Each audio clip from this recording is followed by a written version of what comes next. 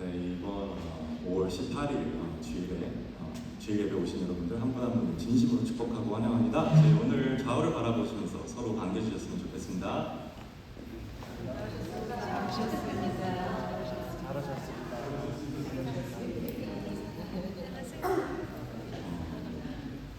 저희 찬양 전에 잠시 기도로 시작하겠습니다.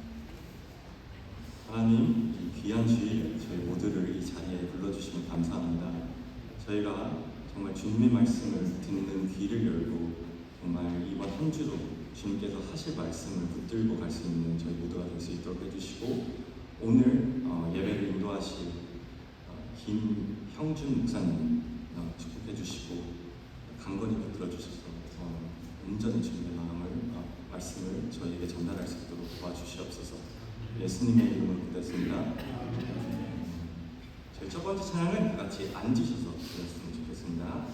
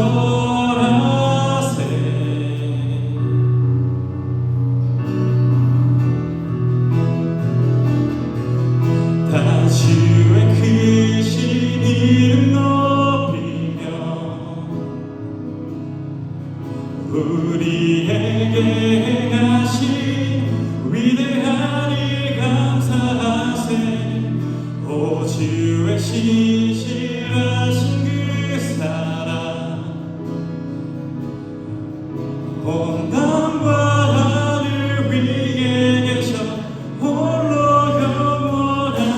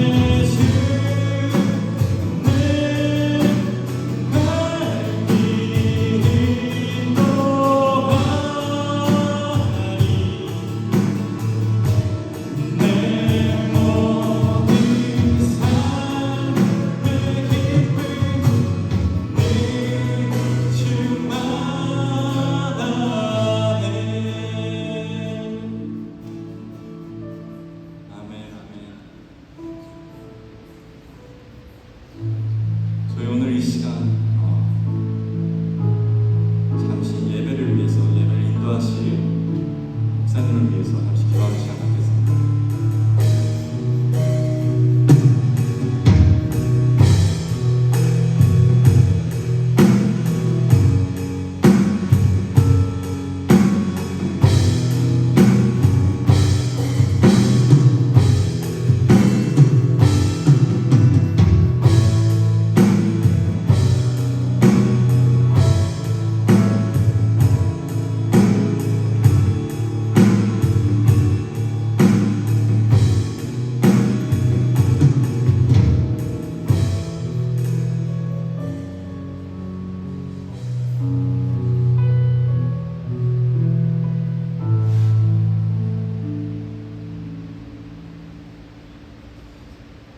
하나님 아버지 감사합니다.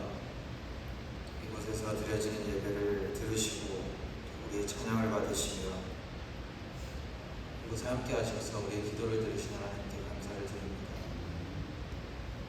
우리가 한 주 동안 어떤 모양으로 있든지 하나님께서 우리를 지켜주시고 또 우리의 일터에서, 가정에서, 또 우리 학교에서 하나님께서 우리에게 모든 은혜와 축복을 베풀어 주시는 또한 감사를 드립니다. 우리가 어떤 모양으로 있든지 그리스도의 은혜로 말미암아 우리를 받으시고 하나님께서 당신의 일을 통해서 우리를 사용하시며 우리를 나타내 주심에 감사를 드립니다. 아버지께서 아버지의 이름을 위하여서 우리를 사용하시고 영광 받으시며 하나님의 뜻을 이 땅 가운데 우리를 통하여 이루어주시기를 기도합니다. 탄자니아에서 사역하시는 목사님 네 분을 위해서 기도합니다. 주님께서 건강으로 붙들어 주시고 그들의 입술과 또 그들의 모든 행동을 통하여서 하나님의 뜻을 이루어 주시고 또 돌아오는 날까지 주님께서 눈동자와 같이 지켜주시기를 기도합니다. 하나님 아버지, 오늘 예배를 인도하는 모든 손길들 가운데 함께해 주시고 특별히 말씀으로 섬겨주시는 김영중 선교사님 가운데 주님께서 함께하셔서 성령의 은혜를 더하여 주시고 하나님의 말씀을 하여 주시고 하나님께서 영광 받아 주시옵소서. 주님께서 모든 예배의 가운데 함께하시고 인도해 주실 것을 믿사오며 살아계신 예수 그리스도의 이름으로 기도합니다. 아멘.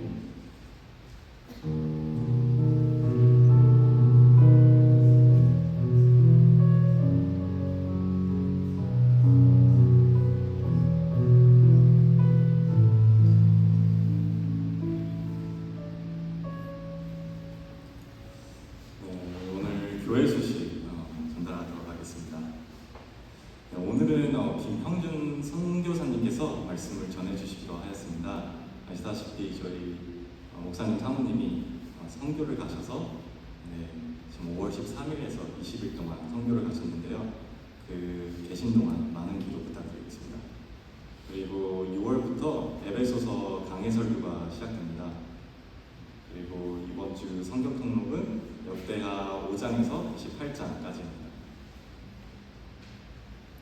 저희 다 같이 일어서서 찬양 드리고 말씀 공부하고 다 같이 설교를 듣도록 하겠습니다.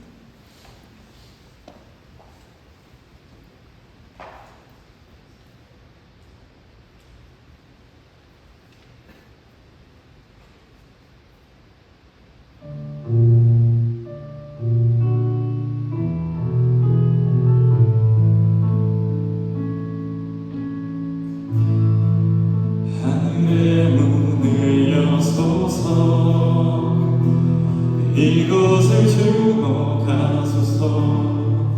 주를 향한 노래가 꺼지지 않으니 하늘을 열고 보소서. 이곳에 임재하소서. 주님을 기다립니다. 기도의 향기가 다르니 주여 임재하여 주소서.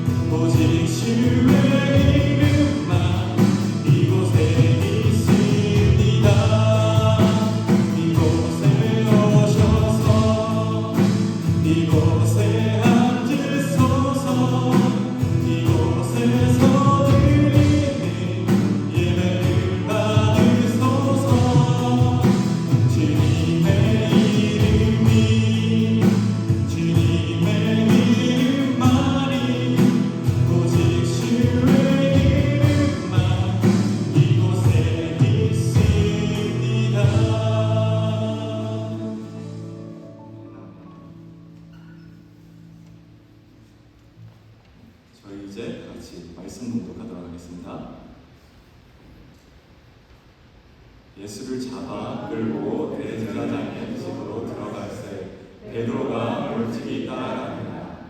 사람들이 그 가운데서 불을 보고 함께 앉아있습니다. 베드로도 그 가운데 앉아있더니 한 사자가 베드로의 옷을 생각하여 앉은 것을 보고 놀라요. 이 사람도 그와 함께 있었느냐 하니 베드로가 그에게 가로되 이 여자여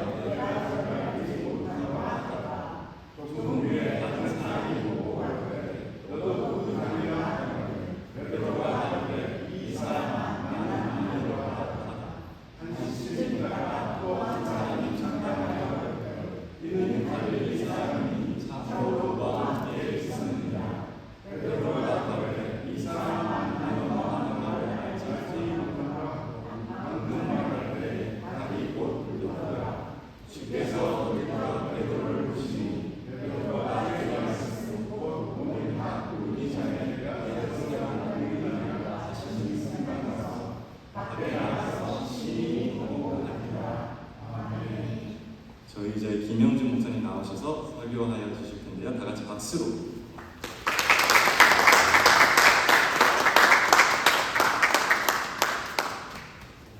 안녕하세요. 말씀을 나누기 전에 기도하시겠습니다. 사랑하는 풍성하신 하나님 아버지, 오늘도 저희를 이곳에 불러주시고 주님을 찬양하고 기도 예배할 수 있는 은혜 주셔서 감사합니다.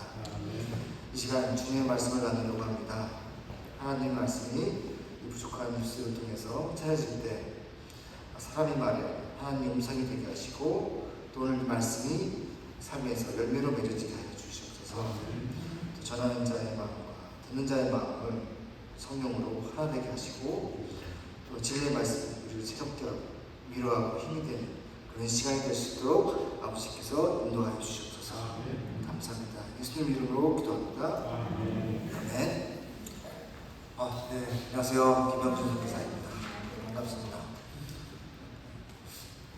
가끔씩 방문할 때마다 저 여기 앉아 있었는데 여기 있으니까 좀 약간 어색하네요.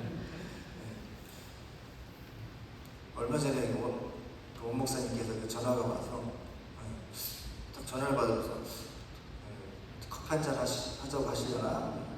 가끔씩 원 목사님 댁에 가서 커피를 하는데 참 이렇게 즐거운 시간, 그래서 시간 가는 줄 몰라서 오랫동안 같이 얘기했던 그런 생각이 나서 이번에도 뭐 커피 한잔 하려나 했는데 갑자기 5월 18일 오늘 설교를 부탁하신 겁니다.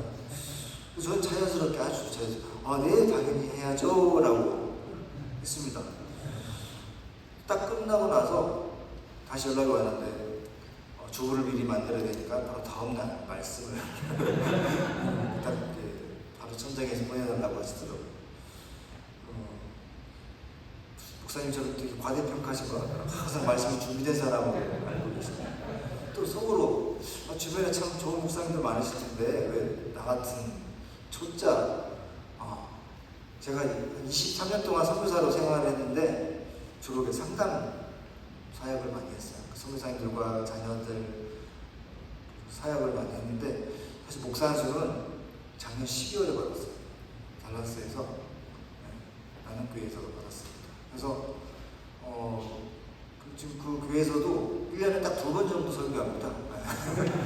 매주 이렇게 말씀 묵상을 나누고 그러긴 하지만 이렇게 설교는 자주 못합니다. 그리고 지금 오늘 끝나고 이제 안수할 텐데 제가 안수식 이후에 지금 2번째로 하는 겁니다. 그래서 설교보다 축도를 어떻게 해야 되나 그게 더 떨리기도 합니다. 아주 파릇파릇합니다. 목사님께서 이렇게 말씀을 전하라 이렇게 하시고 또 말씀을 어떤 성경 구절을 해야 될까 이렇게 하면서 지난 3월에 제가 여기 방문했을 때 혹시 기억나시나요? 그때 방문했을 때 목사님께서 어떤 말씀을 전했는지 다 기억은 잘 안 나더라고요. 근데 그때 방문했을 때 목사님과 사모님 또 여러분들이 막 저희 두 사람을 이렇게 환영해 주면서 이렇게 환한 모습으로 저희를 이렇게 대해주셨던 그 환한 그 얼굴이 막 떠오르는 겁니다. 그때 당시 저희가 좀 여러 가지 좀 지쳐 있었고 뭔가 좀 충전이 안 돼서 좀 여러 가지로 좀 힘든 탈진된 마음이었어요. 그래서 좀 아내가 이 교회 가자고 하는데 저는 좀 더 우리 교회는 2시에 예배가 있거든요. 그래서 좀 늦잠 자고 싶은데 왜 가냐? 그래서 좀 투덜투덜하면서 왔는데 와서 그 환한 모습과 또 맛있는 밥을 먹고 다 기분가 마음이 좀 되게 충만해지는, 다음 일찍 있어서 급하게 나오긴 했지만 그러면서 여러분들의 그 표정 모습이 생각나면서 또 고난주간에 묵상했던 그 말씀이 딱 연결되면서 오늘 이 말씀이 딱 생각나더라고요. 그러면서 바로 베드로를 바라보는 그 예수님의 얼굴, 그게 뭘까? 여러분들 표정을 통해서 이 말씀이 딱 생각났습니다.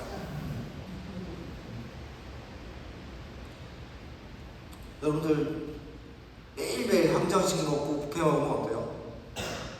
질리죠?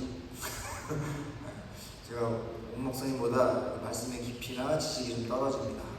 오늘은 매일매일 한 잔씩 먹다가 가끔 또 라면이나 햄버거 먹고 싶죠. 오늘 그런 햄버거 먹는다는 마음으로 편안하게, 깊이는 없지만 하나하나 제가 묵상한 말씀을 나누려고 합니다. 그런 편안한 마음으로. 그리고 좀 지식이 짧기 때문에 말씀이 되게 짧습니다.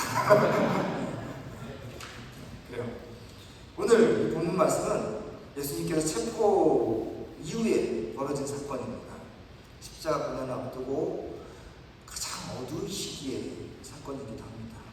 그 전에는 겟세마네 동산에서 그 기도를 하시고, 또 그러다가 배신하면서 체포되고, 그리고 오늘 이 본문 가야바야 대제사장의 집에서 끌려간 다음에 베드로가 그 뜰 바깥에서 멀찍이 따라가면서 부인하는 장면입니다.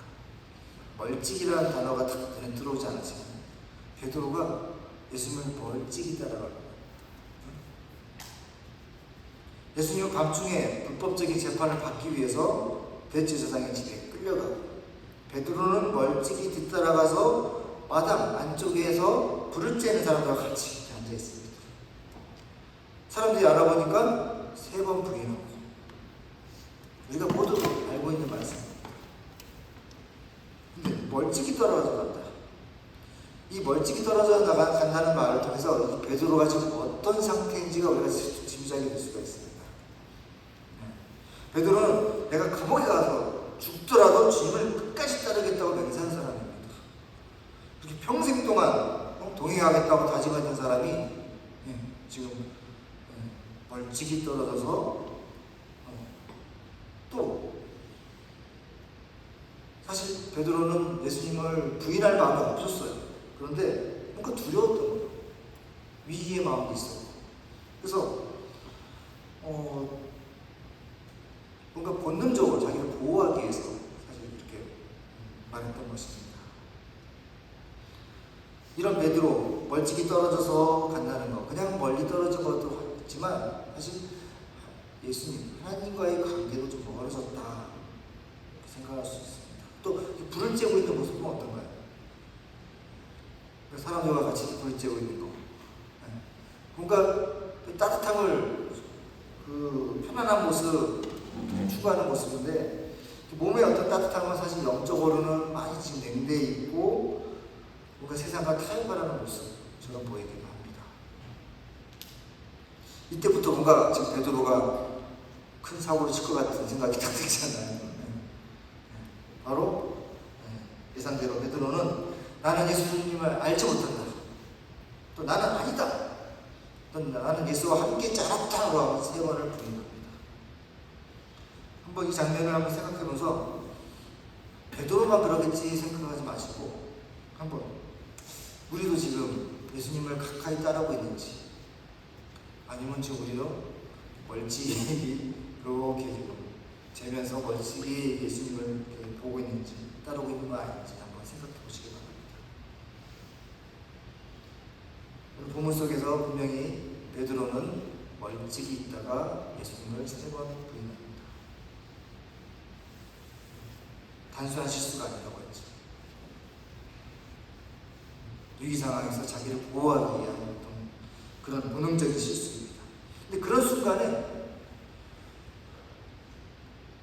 예수님께서 고개를 돌려서 베드로를 바라보십니다.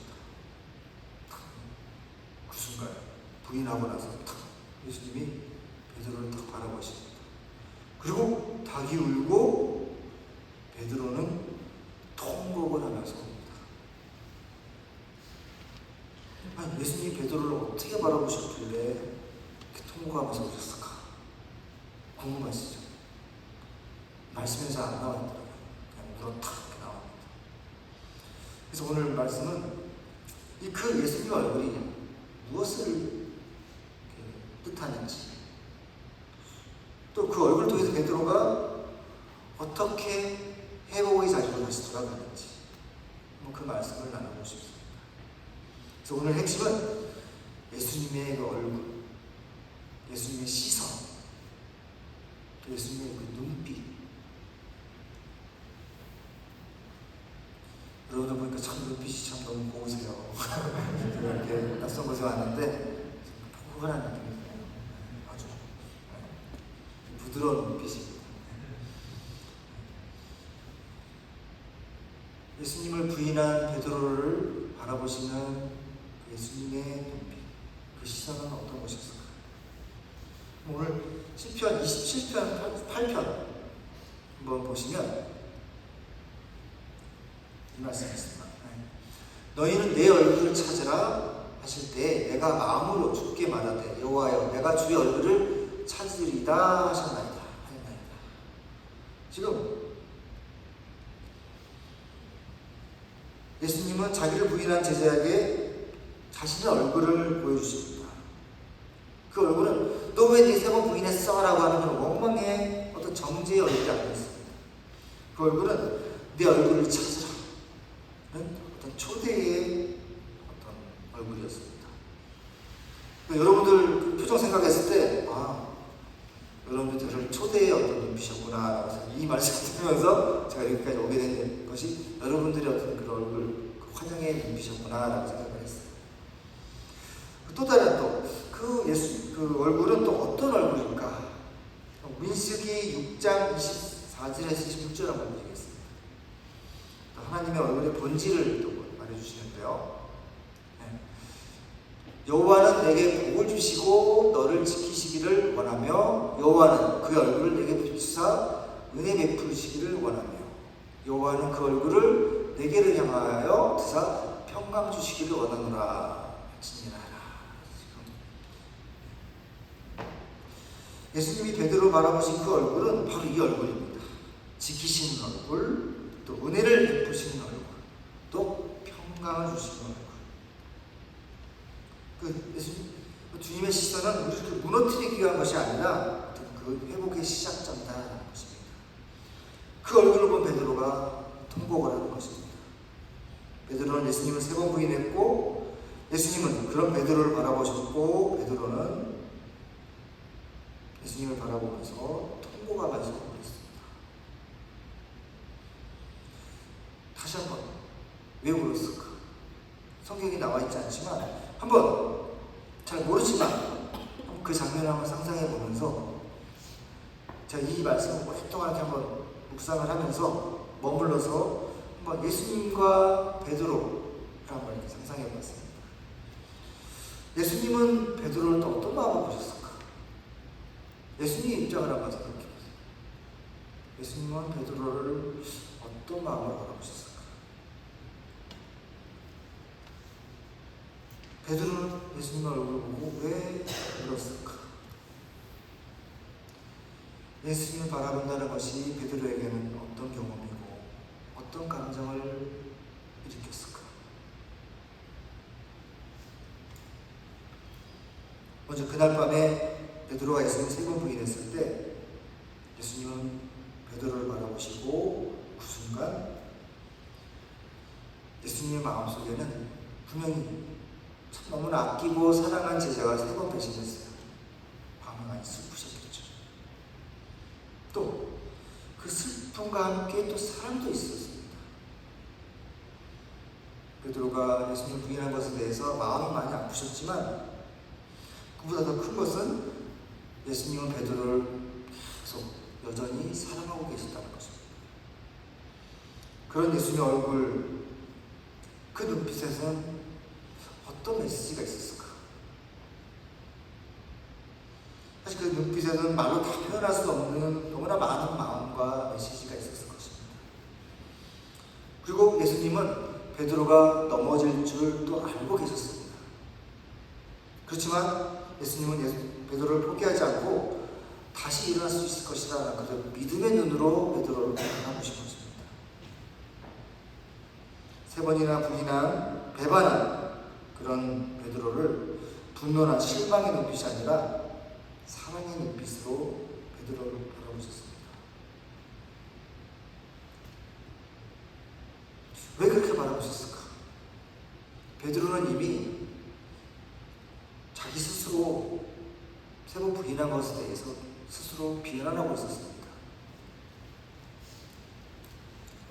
베드로 스스로 지금 자기 지혜를 정죄하고 있었기 때문에 베드로한테 필요한 것은 또 다른 정죄가 아니라 한 가닥 소망과 구원이었던 것입니다. 예수님은 베드로가 다시 돌아갈 수 있도록 끊어진 다리를 사랑으로 다시 새롭게 놓아야 했습니다. 그 눈빛이 바로 그 끊어진 다리를 연결하는 그 사랑의 다리였습니다. 그 시선과 그 눈빛을 통해서 예수님은 베드로가 어떻게 변화되길 바라셨을까요? 어떤 마음으로 바라보셨을까? 예수님은 이 베드로의 실패가 끝이 아니라 새롭게 시작하는 자리, 그런 자리로 받아들이기를 원하셨습니다. 눈물을 흘리면서 자기를 부끄럽게 바라보고 정죄하는 것이 아니라, 그것으로 끝나는 것이 아니라 예수님의 사랑을 기억하면서 다시 일어나서 예수님의 양들을 돌보라, 그런 사명을 감당하기를 예수님은 원하셨던 것입니다.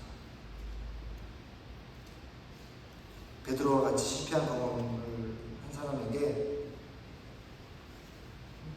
예수님의 사랑, 어떤 사랑일까요? 바로 조건 없이 품는 끝없는 사랑입니다. 분명 실패는 사람을 무너뜨릴 수 있지만 예수님의 사랑은 그 실패 속에서도 다시 희망을 찾게 해줍니다. 단순히 과거를 잊게 해주는 것이 아니라 새로운 미래를 열어주는 그런 선물입니다. 그렇다면 예수님은 이런 눈빛을 베드로에게만 보여줬을까요? 오늘 지금 이 순간, 이 예배 시간에도 우리가 넘어지고 실패해도 여전히 같은 눈빛으로, 같은 사랑의 마음으로 우리를 지금 바라보고 계십니다. 실패하고 넘어지고 좌절하는 우리들을 정죄하지 않으시고 그 사랑의 마음으로 우리를 바라보십니다. 그 사랑의 눈빛으로 너는 다시 일어날 수 있어. 나는 여전히 너를 기다리고 있고 사랑하고 있다. 이렇게 말씀하십니다. 그렇다면 우리가 이 사랑의 눈빛, 그 얼굴에, 그 눈빛에 우리가 어떻게 반응해야 될까요? 무한한테 살짝 고개 숙일 것입니다. 우리는 그냥 예수님의 얼굴, 그 눈빛을 그냥 바라보기만 하면 됩니다. 얼마나 바라봐야 될까요? 하루 종일 바라볼까요? 제가 구체적인 방법을 알려드릴게요. 딱 30초만 바라보십시오. 과학적으로 이 30초 정도만 뭔가를 하나 집중해서 보면 우리의 몸과 마음이 달라진다고 합니다.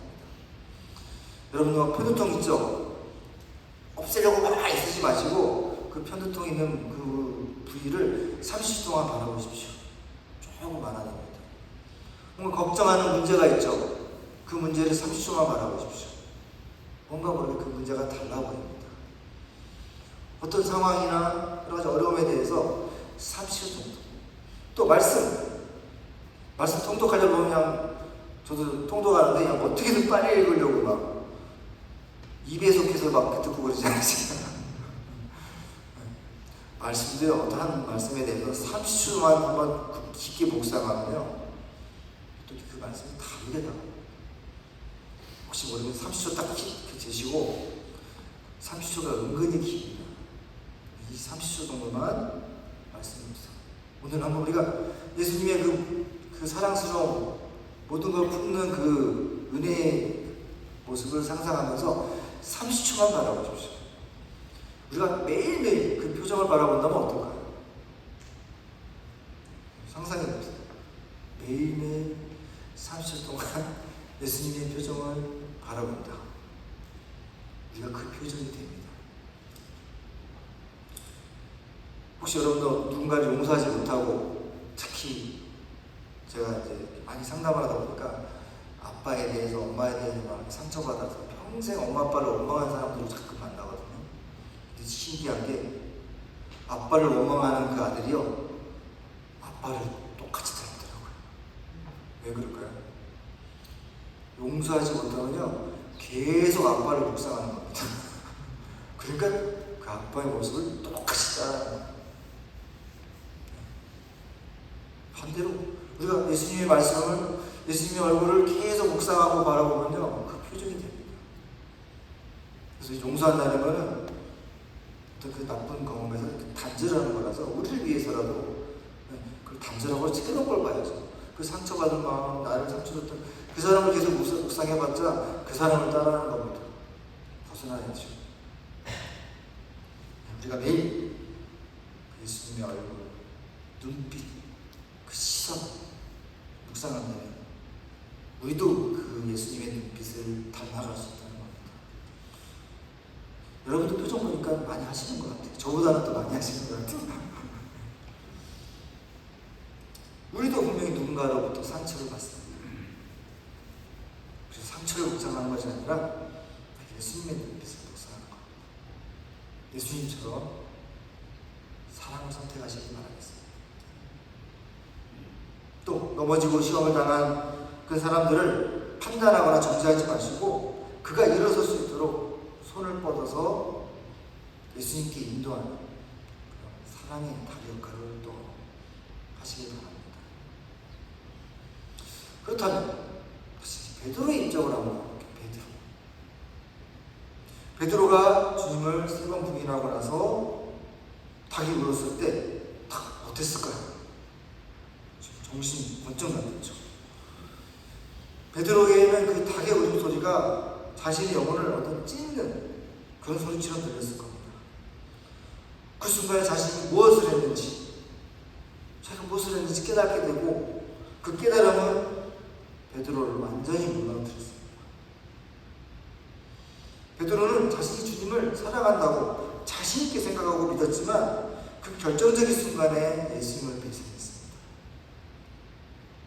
이런 베드로가 주님을 오늘 딱 봤을 때 그 베드로의 그 마음과 몸이 어땠을까요? 예수님의 눈빛을 마주쳤을 때 베드로는 분명 심장이 멎었고 숨이 막혔을 것입니다. 근데 이상하게 그 눈빛을 바라보는데 어떤 원망이나 그런 책망이 없었어요. 예수님의 눈빛에 오히려 다 이해한다는 그 너그러운 사랑이 있었고 베드로를 향한 안타까운 마음이 있었던 것입니다. 예수님은 베드로가 넘어질 줄 알고 있었지만 여전히 사랑하고 계신다는 것, 그 눈빛에 어떤 정죄도 없었다는 것, 일어나기를, 다시 새롭게 시작하기를 기다리는 눈빛이었다는 것. 그 눈빛을 보는 순간에 베드로는 완전히 다 무너진 것입니다.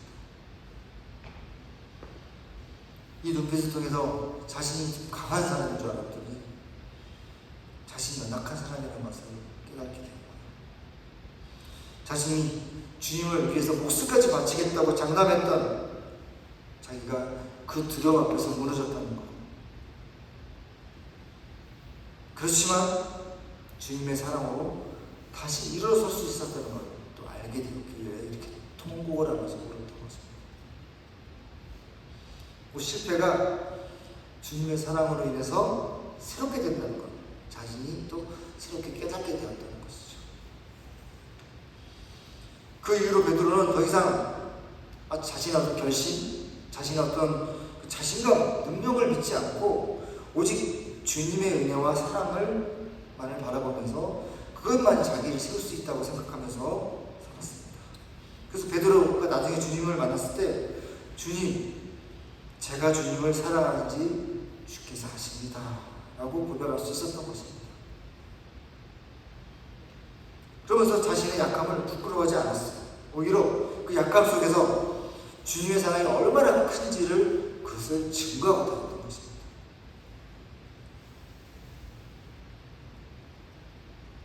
그 베드로는 주님의 눈빛을 통해서 자신의 실체를 깨닫고 또 그 자신의 교만함을 깨닫고 또 연약함을 또 바로 보았던 것입니다. 오늘도 주님은 우리를 바라보고 계십니다. 베드로의 이 통곡은 실패로 인한 어떤 끝이 아니라 회복의 시작이었던 것입니다. 이 통곡은 자신의 어떤 교만한 믿음이 무너지는 순간이고 하나님만을 바라고 하나님만을 의지하고 하나님만을 신뢰하는 그런 첫 걸음이었던 것이죠.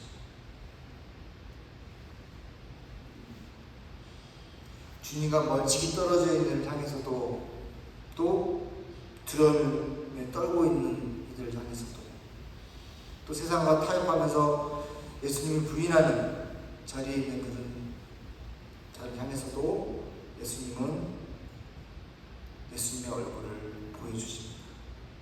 비춰주십니다. 그 얼굴은 은혜의 얼굴이고 평강의 얼굴이고 또 우리를 회복시키시는 얼굴입니다. 우리가 사람에게 배신당할 때, 또 우리가 누군가에게 실망을 할 때, 우리의 눈빛은 비난, 분노, 또 차가운 실망의 눈빛이 될 수가 있어요.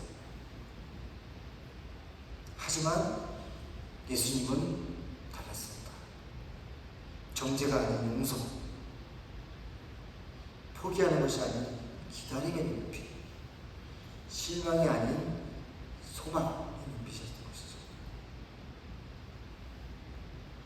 그 눈빛은 말하지 않았지만 하나님께서 우리에게 말씀하신 하나님의 음성이었던 것입니다. 베드로야, 네가 나를 부인할 것을 알고 있었고 나는 한순간도 너를 포기하지 않았다.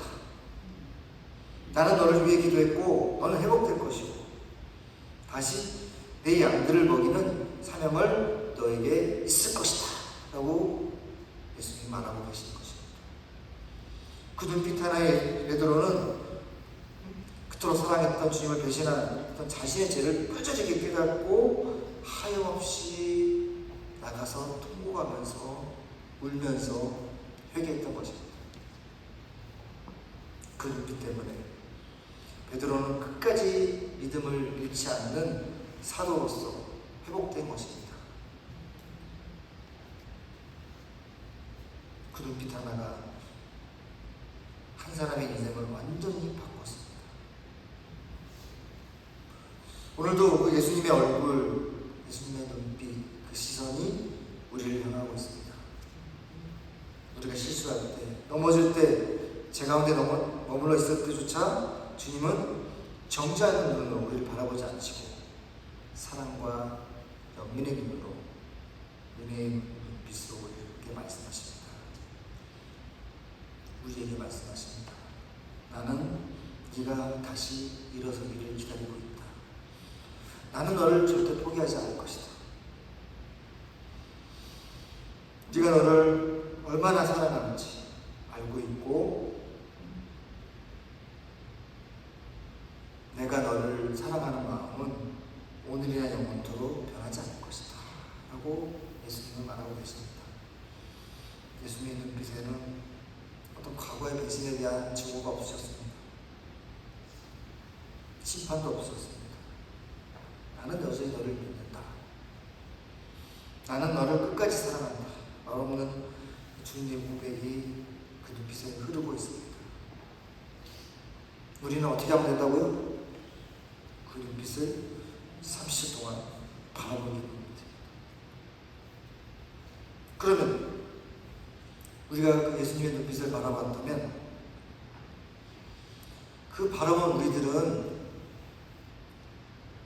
우리 이웃들을 어떤 눈으로 바라봐야 될까요? 우리 옆 사람들 어떤 눈으로 바라봐야 될까요? 나를 아프게 한 사람, 나를 실망시킨 사람, 나에게 상처 준 사람, 나를 배신한 사람,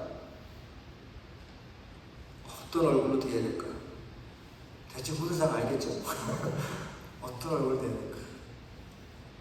우리가 예수님께서 받은 그 사랑을 생각하면서 정죄의 눈빛이 아니라 회복을 기다리는 그런 눈빛으로 우리의 이웃을 바라봐야죠. 우리 이웃은 옆 사람, 가족, 자주 만나는 사람들, 넘어진 사람을 비웃는 눈빛이 아니라 다시 일어설 것을 믿는 그 믿음의 눈, 잘못한 사람들을 막 밀어내고 싫어하는 얼굴이 아니라 끝까지 품는 얼굴, 또 상처를 준 사람들에게 탁 다친 얼굴로 외면하는 그런 눈빛이 아니라 사랑의 여지를 알아두고 부드러운 얼굴로 열린 마음으로 그런 얼굴로 우리들의 이웃을 바라봐야겠습니다. 우리 주변에는 참 아프고 고통받는 사람들이 많습니다. 제가 상담을 해서 그런지 최근에 또 제 주변에 2명이나 자살을 했다는 소식을 들었어요. 직접적이지 않지만 또 돌고 돌아서 참 마음이 안타까워요. 너무나 아픈 사람들이 많습니다. 그 사람이 예수님의 그런 눈빛을 보고 또 누군가가 예수님의 눈빛으로 그 사람을 봤다면 그 사람들이 극단적인 선택을 했을까? 분명히 우리 주변에도 그렇게 아파하는 사람들이 있을 겁니다. 우리가 다가가서 그들을 예수님의 눈빛으로, 사랑의 눈으로, 포용하는 눈빛으로, 은혜의 눈빛으로 우리 이웃을 바라보고 다가가는 그런 여러분들이 되길 기도하겠습니다. 기도하시겠습니다. 주님, 멀찍이 떨어져 있는 저희를 다시 바라보시는 그 얼굴 앞에 엎드립니다. 주의 얼굴을 구하라고 하셨길래 고백합니다. 여호와여, 제가 주의 얼굴을 찾습니다. 저희의 뜻과 두려움으로 주님을 부인했던 저희들을 은혜와 평강의 얼굴로 바라보시면 감사합니다. 오늘 이 시간에 주님의 얼굴이 우리를 향하고 비추고 있다는 것을 믿고 다시 기도의 자리로, 순종의 자리로 나가기 바랍니다. 또 예수님처럼 용서하는 눈빛으로, 예수님처럼 기다리는 얼굴로, 예수님처럼 회복을 믿는 그런 시선으로 우리 이웃들에게 다가가고 바라볼 수 있게 해주시옵소서.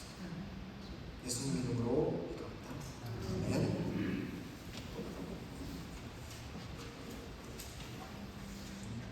다 같이 결단 찬송 하면서 응원하겠습니다.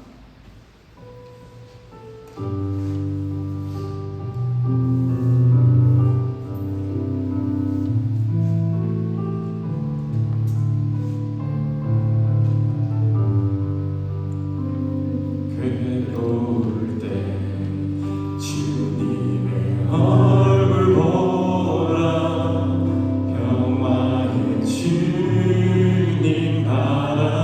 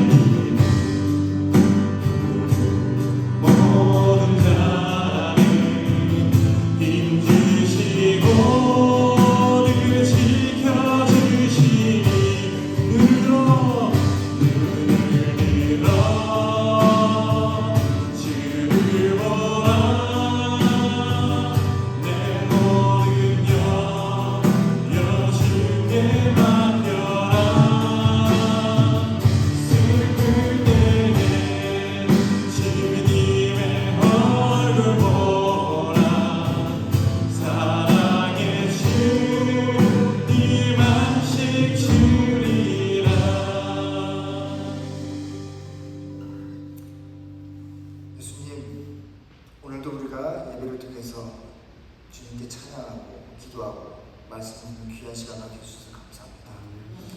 멀찍이 주님을 따라갔던 베드로의 모습을 통해서 우리 연약함과 두려움을 보게 하시고 또 말없이 바라보시는 그 주님의 얼굴 안에 담긴 은혜와 회복과 사랑을 다시 경험하게 주시옵소서.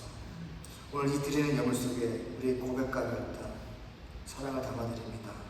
기쁘게 받아주시고 주님 나라 위해서 귀하게 살게 하시도록 함께해서 함께 해주시옵소서.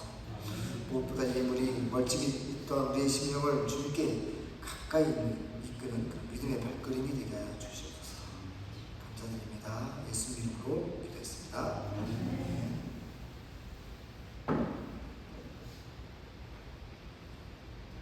저희 다 같이 공변하는 말씀으로 기도록 하겠습니다.